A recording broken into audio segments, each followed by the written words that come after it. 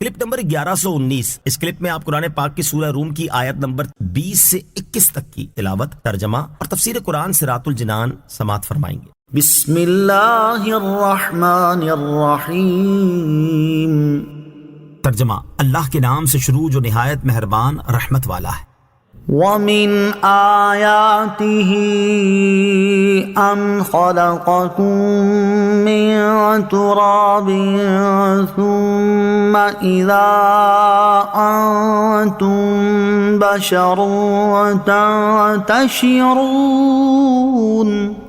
ترجمہ، اور اس کی نشانیوں سے ہے کہ اس نے تمہیں مٹی سے پیدا کیا، پھر جبھی تم انسان ہو جو دنیا میں پھیلے ہوئے ہو۔ وَمِنْ آيَاتِهِ، اور اس کی نشانیوں سے ہے۔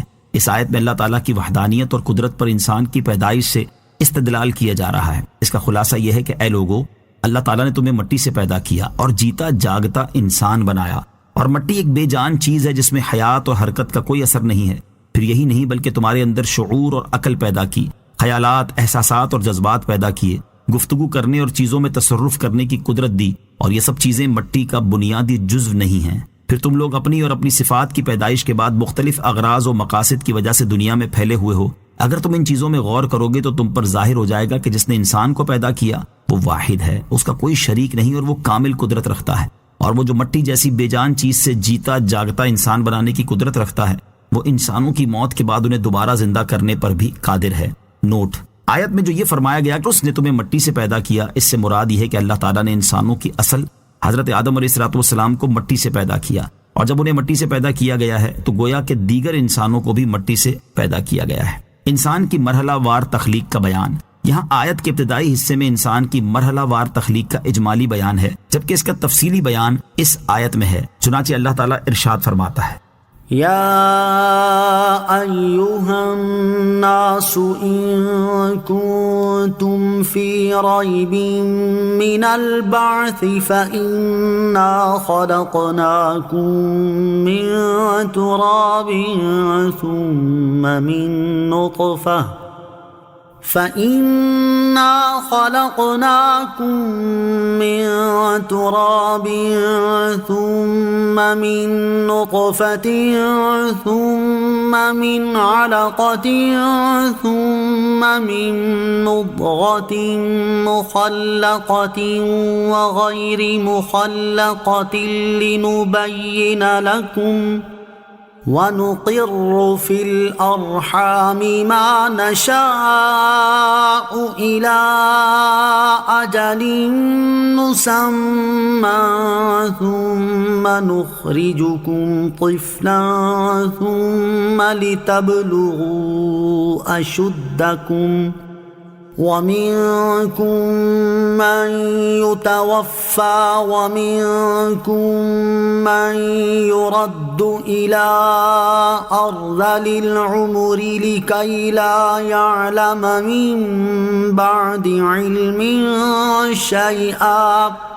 ترجمہ: اے لوگو، اگر تمہیں قیامت کے دن اٹھنے کے بارے میں کچھ شک ہو تو اس بات پر غور کر لو کہ ہم نے تمہیں مٹی سے پیدا کیا، پھر پانی کی ایک بوند سے، پھر جمے ہوئے خون سے، پھر گوشت کی بوٹی سے جس کی شکل بن چکی ہوتی ہے اور ادھوری بھی ہوتی ہے، تاکہ ہم تمہارے لیے اپنی قدرت کو ظاہر فرمائیں، اور ہم ماؤں کے پیٹ میں جسے چاہتے ہیں اسے ایک مقرر مدت تک ٹھہرائے رکھتے ہیں، پھر تمہیں بچے کی صورت میں نکالتے ہیں، پھر عمر دیتے ہیں تاکہ تم اپنی جوانی کو پہنچو، اور تم میں کوئی پہلے ہی مر جاتا ہے اور کوئی سب سے نکمی عمر کی طرف لوٹایا جاتا ہے، تاکہ بالآخر جاننے کے بعد کچھ نہ جانے۔ تخلیق کے ان مراحل میں غور و فکر کرنے سے انسان اللہ تعالیٰ کی قدرت اور وحدانیت کی معرفت حاصل کر سکتا ہے، اور کفار میں سے جو شخص انصاف کی نظر سے ان میں غور و فکر کرے گا تو کوئی بعید نہیں کہ وہ ایمان اور ہدایت کی عظیم سعادت سے سرفراز ہو جائے۔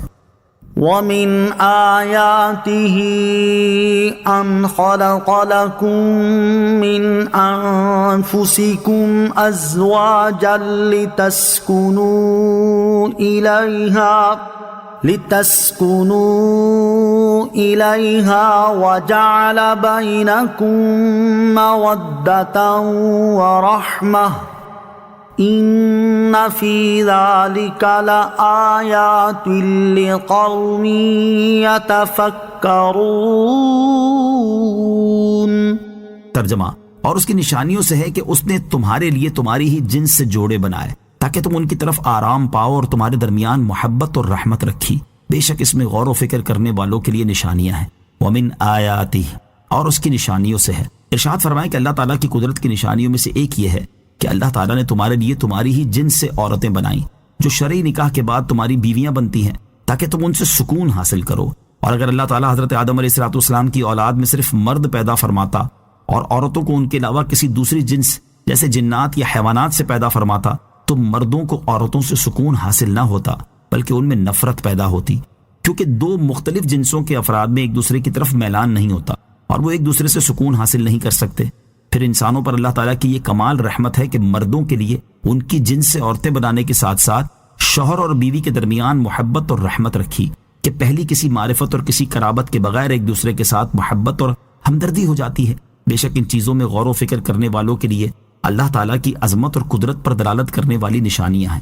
اگر وہ ان میں غور کریں گے تو انہیں معلوم ہو جائے گا کہ جس نے دنیا کے نظام کو اس احسن انداز میں قائم رکھا ہوا ہے صرف وہی عبادت کا مستحق اور کامل قدرت والا ہے.